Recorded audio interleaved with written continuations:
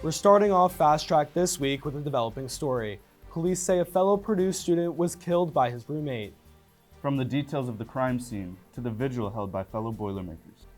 To what we know about the victim, Fast Track is bringing you team coverage with multiple angles of the story. Good afternoon, it's Friday, October 7th, and I'm Marcus Truccio. And I'm Sean English. The Boilermaker community continues to be in a state of shock after police say a student was killed inside McCutcheon Hall. It happened early Wednesday morning, and just hours after it happened, the Purdue campus woke up to the horrible news. As the sun rose on Purdue's campus on Wednesday morning, so did a lot of safety concerns. At 8 a.m., Fast Track was on scene to find out the scary truth. We were on site for a death investigation at Purdue's McCutcheon Hall about a now confirmed murder. We asked McCutcheon resident and bystander Lane Blochner what he knows. From the news itself, I hadn't seen anything, didn't hear anything. Just kind of had people talking about rumors, so I just went online and looked things up, so I don't know anything more than anybody else. We asked Jad Khalaf how this impacts him as a student and a person who still needs to continue with his classes on this horrific and heart-wrenching morning. It shocked me really because you don't normally wake up as a college student going about your day ready to tackle your classes and hear that someone just a walking distance, actually as a matter of fact just a few stairwells up or down from you, got injured and actually died from their injuries. That's not a very settling thing to hear. A reminder to all students still in mourning that CAPS will be open and willing to help you through these tough times.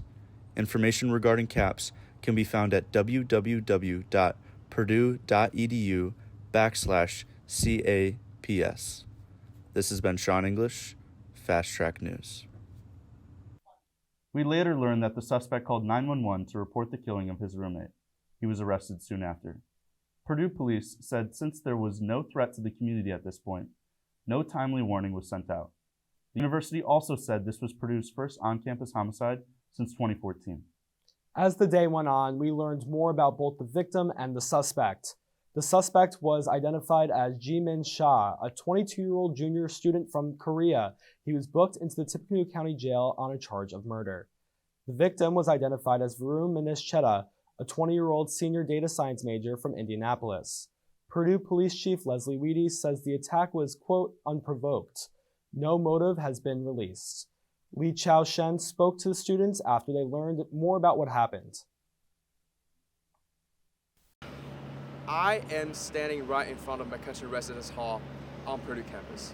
This morning, a student was killed in the residence hall room, and the victim's roommate, who is considered as a suspect, reported police to provide information about the incidents. President Daniel sent out information to all the Purdue staff and the students to provide his own consolation. Students on campus provide their own opinion about this accident, and let's see what they talk about it. So I came back from the gym. I went to Papa John's at about 12:30, and after Papa John's I came out. It was about 12:50 I think. I just saw ambulance rolling in, cops rolling in, and I was on the other side of the street, and I was super confused just looking at all the cars rolling in, and I was like, something's going on. So actually, I know President Daniel sent out a mass email, but I actually found out from my chapter mentor from the fraternity that I'm in. He called me this morning. He's like, hey, did you hear what happened? I said no, because we had some other people in the fraternity that were worried about calling him. So he had to make sure that I knew, and I actually didn't know. I worked out first thing this morning, and then after that I got a call on the way back. So he's the one that told me, and that's how I got all the information. I think as a student here, we deserve the right to know, what happened, especially with the people who lives in the McCutcheon Hall. I think we deserve to know what happened because it happened right below us, and without knowing what happened, there's always going to be something there, in our heart. I mean, I feel like everyone else, I'm pretty shocked about what happened. Especially it's so close to where I live, and it's also where I work. So it's being a place that I have to go to pretty often is definitely a big shocking factor. I know they said his roommate's in custody right now, which makes me feel a little better. But the fact that something like this can happen on campus where I am all the time, I definitely think they should have at least sent mass texts out to everyone. I know they can do that for like warnings and stuff like that for like thunderstorms, things like that, and like tornadoes. I feel like telling everyone should have been a priority and not just sending out an email that I know everyone's supposed to look at their email daily, but some people won't even see their email until like the next day or after that. I feel like making sure everyone on campus should have the ability to know and should be able to be told about what happened when something this serious happens. The police department hosted their press conference this morning. Fast Track News will keep following up. This is Lee Chaoshen from Fast Track News. You heard us mention an email sent to campus from Purdue President Mitch Daniels. It was sent just before 8 a.m. on Wednesday. In part, he called this a tragic event and that our hearts and prayers go out to all of those affected by this terrible event. He reassured campus that safety and security is the single highest priority and that Purdue is an extraordinarily safe place. As Wednesday came to a close, students, faculty, and staff came together to hold a vigil for Varun Chedda. It was held outside of Stewart Center and organized by the Residence Hall Association and Asian American and Asian Resource and Cultural Center. Andrea Yu was there and spoke to students who attended.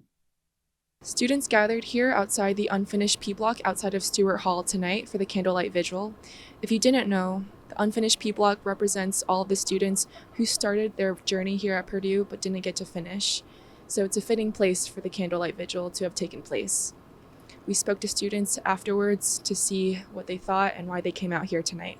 He was going places and he had a life ahead of him, and that was cut short. We need to remember the person, and if we just shove it under the rug, then that's not going to help us in the future. We need to learn from the history and from our past. I feel like this is a place of healing. This is Andrea Yu reporting for Fast Track News. Thanks, Andrea. Counseling and Psychological Services, or CAPS, is accepting walk-ins for students in need of support during normal business hours on the second floor of the Purdue Student Health Center. According to the PUSH website, you can also call their 24/7 crisis hotline. More information is at purdue.edu/CAPS. 1 week ago today, Purdue Me Too held a protest and march in response to a recent court ruling. The court ruling in favor of a Purdue student who said she was sexually assaulted here at Purdue and then punished for reporting it. The group believes the case will discourage victims from coming forward. Me Too Purdue is calling for the resignation or termination of 2 Purdue administrators, who they claim are responsible for the victim's suspension. Reporter Jaden Rossi spoke to organizers and participants involved in the protest. What do we say, loud and clear? Witnesses are not welcome here! That was only one of many powerful messages that Me Too Purdue echoed last Friday. The group held a protest on the steps of Hudley Hall. The protest not only focused on the recent court case with Nancy Rowe and sexual assault awareness, but also continued Me Too Purdue's push to have 2 Purdue administrators resign or be terminated. Me Too Purdue says that Vice President for Ethics and Compliance, Elisa Rolick, and Associate Provost and Dean of Students, Katie Sermersheim, are both responsible for the violation of Roe's rights and for allowing sexual assault assailants to go unpunished. They can start by requiring those 2 administrators to step down or firing them. They should not be in their roles, especially when it's been shown that they are proven in court to have discriminated and retaliated against her. After the protest, Me Too Purdue leaders led a march along Purdue campus. The protest and the march gathered a large crowd of supporters who were all vocal in their support of sexual assault survivors and how Purdue should be handling these crimes. They need to take action against these administrators right away, because we can't have people on campus, we can't have administrators where students don't feel comfortable with them, they don't feel like they can come forward. At the time of this recording, Purdue has stated that they are still supporting Sermersheim and Rolick. Me Too Purdue sees this as the university simply not changing, and this adds to their message. I think that it shows they don't want to change and that they don't see the issues in their ways, and they're just being tone deaf to the whole situation. I think it really reinforces that they only care about their reputation. Me Too Purdue said regardless of the outcome of Sermersheim and Rolick, they will continue to fight for change on Purdue's campus. This is Jaden Rusi, Fast Track News.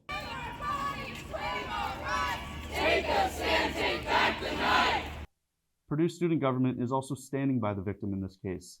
Press Secretary Evan Chris shared support at last week's PSG Senate meeting. You know, that is a very difficult question. It's a very difficult issue because it touches a lot of people and a lot of people in very different ways. So that's not something we're taking lightly. That's something we're working on, and there are a lot of internal discussions on that. Like Senator Ferguson was talking about going to that protest. I think that's a great thing. I wouldn't be shocked if there are more PSG members there, but right now, as an official PSG stance, we're working towards that, and we're having a lot of internal discussions on that issue. And now turning things and taking a look at the weather, it's feeling a lot more cool outside today than it has been this week. We've got Anna Taylor here with a first look at the weather. Your Friday forecast, Anna? All right, and today I'm Anna Taylor, and today we're going to be looking at our first look at our weather for this weekend. And today, particularly, we're going to be looking at partly cloudy skies with a high of 57, so I would recommend taking a jacket out today. The winds are coming from the north at about 10 to 15 miles an hour, so it's going to be pretty breezy, so it may feel cooler than what the temperature really shows us. Our humidity is going to be at 50%, so it's still going to be we're still in that dry, comfortable range, but it still could be a little sticky as we go out through the day. As we take a look into our hourly forecast, around noon, we're going to be at partly cloudy skies with a high of 52. As we go into the late afternoon, evening hours, 3 to 6 o'clock, we're going to be at 56 degrees. So not much of a temperature change, really. But as we go into the evening hours, the sun goes down, the temperature is going to go down with partly cloudy skies and 58 degrees. And as we start going into tomorrow, starting at midnight, temperature is still going down at 42 degrees, but our clouds are going to start clearing up for the weekend. As you can see here, you see that rain that pushed through with our cold front as we started feeling on Thursday. And we have some rain starting to form around Porter and Lake County, but that's going to stay to the north. That's not even going to affect us. We do have this high pressure system that's going to be moving in, but we'll talk about that later on. And here's a quick look into our weekend. So we're going to be staying cool Saturday, with the sun's going to start coming out, but Sunday we're going to start warming up and it's still going to be quite a breezy day. If you plan to attend Purdue in the fall of 2023, listen up. The Purdue Division of Financial Aid wants to remind students to complete the free application for Federal Student Aid, or FAFSA. The application period opened October 1st and ends on April 15th. Financial aid officials with the university say the earlier the better, because you will receive priority consideration for federal, state, and university aid. Visit the QR code over our shoulder for more information on how to apply. It's that time of the year. If you haven't done so by now, it's time to start thinking about getting your flu shot. Purdue University Pharmacy in the Pharmacy Building is administering vaccines. The pharmacy serves students, faculty, and staff. Walk-ins are welcome 8:30 a.m. to 5 p.m. Monday through Friday. Preference is given to those with appointments. According to the university, this year's vaccine is preservative, egg, and latex-free. A new exhibit in the Stewart Center is out of this world. No, really, it's about space. Coming up, we'll take a stroll inside the Apollo Footprint Special Collection. Plus, all the leaves are brown, and the sky is gray. Speaking of the moon, these students were howling at it at the Purdue Memorial Union. How can you join the fun? Next. You're watching Fast Track News. Being involved in the 3-year program at Purdue made it easier to say to myself I could get done in 3 years. The 3-year program helped save me a ton of money. In not completing my 4th year, I would save around $30,000. It will give you an advantage, if anything. Doing the 3-year program at Purdue has shown me that I have motivation to do whatever it takes to get my degree. As we reported last week, 2 Purdue alums are involved in NASA's latest mission to space, the Artemis program. The first launch has been delayed again until November, but for now, you can take a look back at the last time the space program went to the moon in the new exhibit at Hissey Library. You'll find it on the 4th floor in the Virginia Kelly Carnes Archives and Special Collections Research Center. It's called Apollo Footprints, a view into the science and legacy of Apollo 17. Kevin Sarge gives us a sneak peek inside. I recently made a trip to the 4th floor of the HSSE Library in Stewart to meet with Tracy Grimm, who is the head of Archives and Special Collections and Baron Hilton Archivist for Flight and Space Exploration. Tracy, along with a few undergraduate students, curated the Apollo Footprints exhibit to celebrate the 50th anniversary of the mission. So with that 50th anniversary, we knew we wanted to do a special exhibit. Captain Eugene Cernan, a Purdue graduate, was commander of that mission, Apollo 17, and was the last person to walk on the moon. He donated his personal papers, photographs, scrapbooks, memos, speeches that he wrote. And also Neil Armstrong donated his papers to Purdue Archives. So we have over 500 boxes. Tracy explained to me how two history students co-curated the exhibit by selecting the themes and artifacts displayed. Two students from Earth, Atmospheric, and Planetary Sciences also helped by contributing research regarding lunar dust samples collected from the mission. I also got the chance to speak with student curator Kat Payne, who told me about the process behind choosing what to display. She also told me what her favorite item is in the exhibit. It's two pictures of a Purdue student who graduated and then went to go serve in Vietnam. Her name was Jane, and she wrote letters to Barbara Cook, who was the Dean of Women at the time. The exhibit is located on the 4th floor of the HSSE library and is open Monday, Tuesday, and Thursday from 10 a.m. to 4:30 p.m., Wednesdays from 10 a.m. to 7 p.m., and Fridays from 12:30 p.m. to 4:30 p.m. That was Kevin Sarge reporting. The Apollo Footprints exhibit runs through the end of fall semester. The Purdue Board of Trustees met this morning in the Stewart Center. The agenda was packed with new items of business. Among those items is the approval of Dr. Meng Chang's employment agreement as Purdue's next president. Another is approval to award a posthumous degree to the late Purdue graduate student Mingzi Yang, whose body was found near the Wabash River in August. Campus housing and dining rates were also on the agenda. Other items include renovations to campus libraries and the second floor of the Memorial Union. Fast Track will have a more detailed report of the outcomes of the meeting in our next show. Pizza and Politics is an event hosted by Purdue's CCSE. They were joined by CBS News' Finn Gomez, Political Director, and Aaron Navarro, Associate Producer, Political Union. We caught up with Matt Stochler and Shreya Jain, two students who attended Pizza and Politics, and asked them what they thought of Wednesday's event. Coming to events like Pizza and Politics really just helps you become like an informed voter, and you learn about issues you probably never even thought about and how they affect different people and what different people's stances are on it. It's a nice nonpartisan environment to have these conversations.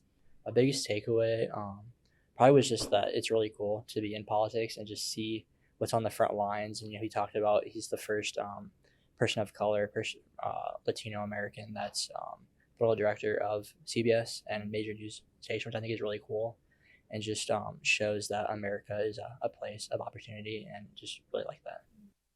The next Pizza and Politics will be Tuesday, November the 8th for Election Night. Election Night will be broadcasted live by the students in the Brian Lamb School of Communications here at Purdue University. Next week, President Daniels is leading a panel discussion with 3 participants in the Ukrainian Scholar Initiative. The panel discussion and fireside chat will be at 6:30 p.m. in Hyler Theater in Walk on October 13th. The hour-long event is free and open to the public. Purdue's program is one of the first, largest, and most ambitious of any other university-led programs in the U.S. It launched in March, shortly after Russia's invasion of Ukraine in February. Its goal is to help faculty and PhD students whose academic pursuits have been derailed by the conflict. 7 scholars are currently on campus, with 3 more expected in the near future. All right, and as we look ahead here today, we're going to be taking a look around the country, see what's going on all over. We're going to take a look at those western wildfires and how those droughts are affecting them out there. And is this nice weather we've been experiencing over with this cold snap we're experiencing this weekend, or is it going to start warming up again? Football. It's the best time of the year. You know what else is great? The world's largest and fastest mascot. You can't have Purdue football without the trains. Look for the Reamer Club outside Stewart Center, 12 to 5 p.m. on Fridays before home football games, for your chance to ride the Boilermaker Special for free. See you then!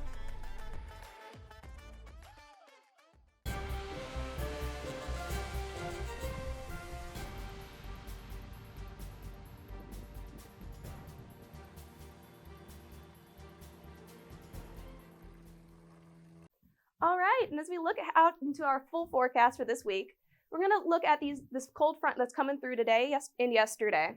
But you can you can see this high pressure system that's pushing this cold front through, and that's going to bring us some sunny weather for the weekend, maybe even some warm weather, we'll see.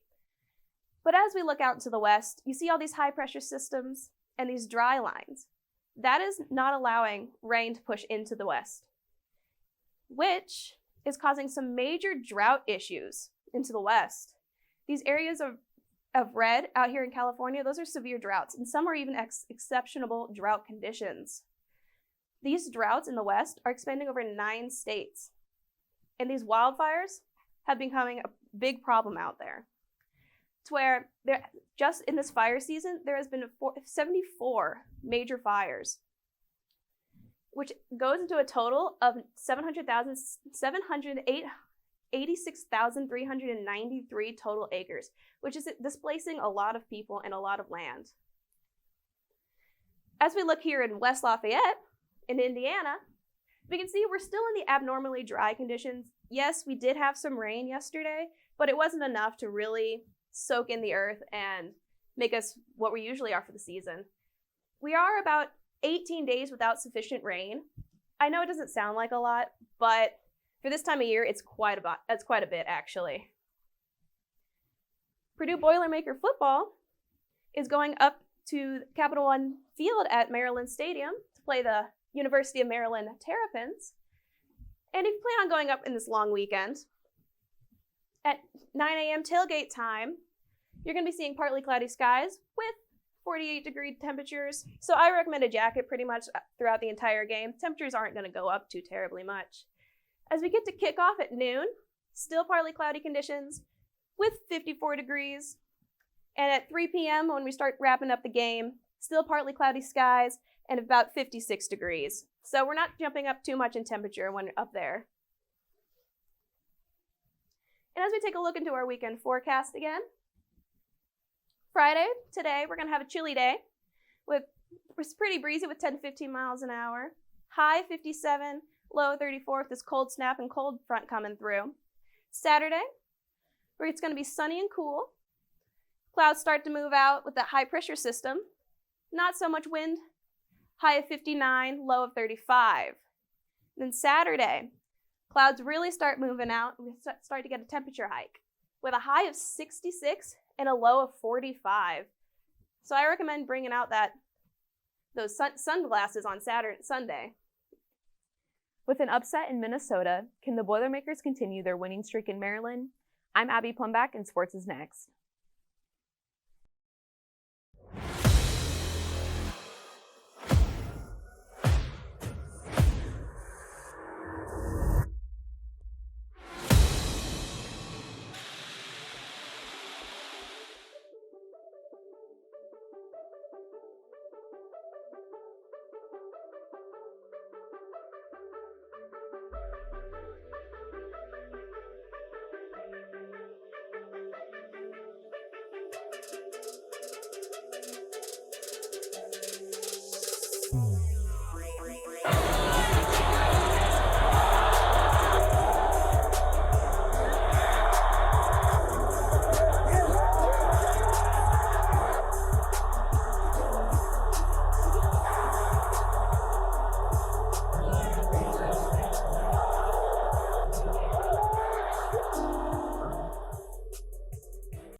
Last week, the Boilermakers traveled to 21 ranked Minnesota and were successful in a 20-10 victory.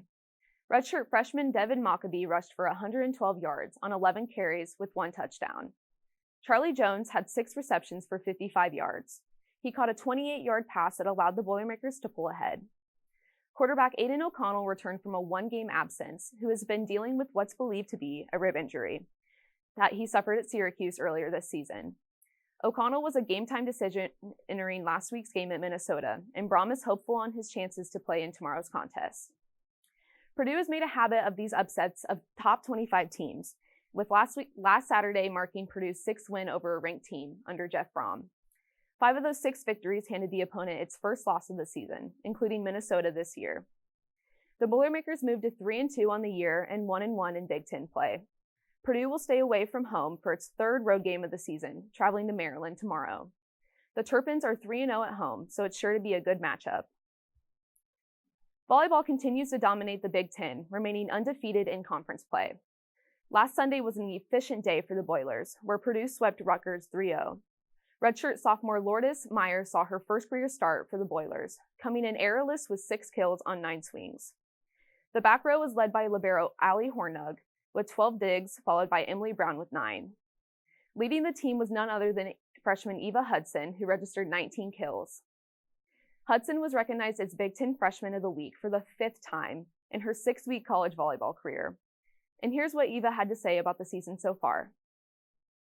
I think it's just trust off the court. We're such a tightly bonded group on and off the court, and I think that chemistry has really helped us to trust each other when the times get tough, and that's what we did in there. These girls work so hard every day in practice. I mean, the coaches give it their all too, and just to see them be able to succeed and bring the team together to a win, I think that's just amazing. Purdue had a quick turnaround as they hosted Iowa Wednesday night. After trading sets with the Hawkeyes, the Boilers were able to pull off a 3-2 win. Senior Madeline Cook had a career high of 15 kills and 6 blocks. Eva Hudson produced her second double-double with 19 kills and 10 digs. Maddie Skimmerhorn returned as libero, notching 19 digs. Dave Shondell celebrated his 20th year as head coach Wednesday night against Iowa. Fast Track was there to ask how he has impacted the program over the years. You know, it really didn't take a long time for our players to develop a winning tradition. You know, our second year we got to the NCAA tournament and won the first match, upset the number 9 team in the country. And that really helps when you can get off to a pretty good start. It doesn't take you 6 or 7 years to kind of develop the program. So I was pleased that happened, and then we've really been pretty competitive ever since. But lately, you know, we've been to the Elite 8 4 times in the last 11 years. And now this team, despite the fact we lost so many returning starters a year ago, this team has found a way to put themselves right back in the mix again. So, you know, it hasn't, I mean, every year is different, but it hasn't changed that much. Our league is just ominous, and you better lace them up tight and be ready to play every night. If not, you're going to get beat. With the victory over the Hawkeyes, Purdue moves to 14-1 on the season and 5-0 in the Big Ten. This marks the program's best start in over 37 years. Number 5 Purdue will close out its 3-match homestand tomorrow in a top 10 showdown against number 7 Wisconsin. Tune in next week for more sports updates. I'm Abby Plumback, and you're watching Fast Track. Hi there, my name is Vikram Jaithlak, and I'm the founder and president of the Purdue chapter of the University Blood Initiative. Over the past 2 years, we've been able to collect over 300 pints of blood to be donated to local hospitals, and you can be the next one to help out. I donate my blood at the University Blood Initiative. Hi, I just donated blood through the University Blood Initiative. Hi, I just donated blood through the University Blood Initiative at Purdue. Right, I donated my blood through the University Blood Initiative at Purdue. And I donated my blood at University Blood Initiative at Purdue. Students took the stage in the Union on Tuesday night for karaoke. Karaoke takes place at the Hail Purdue stage by the Starbucks every other Tuesday from 6:30 to 8 p.m. This event is put on by the Student Union Board. Students who tested out their singing skills said it's just a fun thing to do during the week. Yeah, I mean, this was like really funny to see. Like, I was just eating here with some of my friends, and then I walked over to the bathroom and saw this is happening, and I said to my friends, like, hey, wouldn't it be funny if I were to just sing real quick? So yeah, it was a good break. In addition to karaoke, there are also trivia nights the second Tuesday of every month at the same time on the Ever True stage. Now, turning things on to weather, we're going to send it over to Anna for one last look at the 7-day forecast. Yeah, as we look into our 7-day forecast, here you can see on the weekend, like we were talking about earlier, that it's going to be cool Friday, Saturday, and starting to warm up on Sunday with those sunny weathers. And then, as we move into Monday, you can see clouds start moving in, but temperatures keep rising. We're going to have highs of 72, 71, even on Wednesday at 75. So I recommend really going out and enjoying the weather while we still have it here in Indiana. But then we move into Thursday. Thursday, we're going to have a high of 67 with a cold front moving through. With this cold front, we're going to be bringing about 40% chance of showers right now and even maybe some morning thunderstorms. But we're going to be keeping a look at that throughout the week. And that's your 7-day forecast. And we have Erin Isaacs back for social media. Thanks, Sean. Hi, my name is Erin Isaacs, and I'm the social media director here at Fast Track News. Each week, I post teasers to the show and behind the scenes of the studio. I will also be continuing to follow the outcome of the homicide on campus in the Board of Trustees meeting. Follow our Instagram, TikTok, Facebook, and YouTube at Fast Track News to see. Thank you for joining us for this week's edition of Fast Track. Remember, our next show will be in 2 weeks, but you can stay up to date by tuning into our social media. Have a good fall break.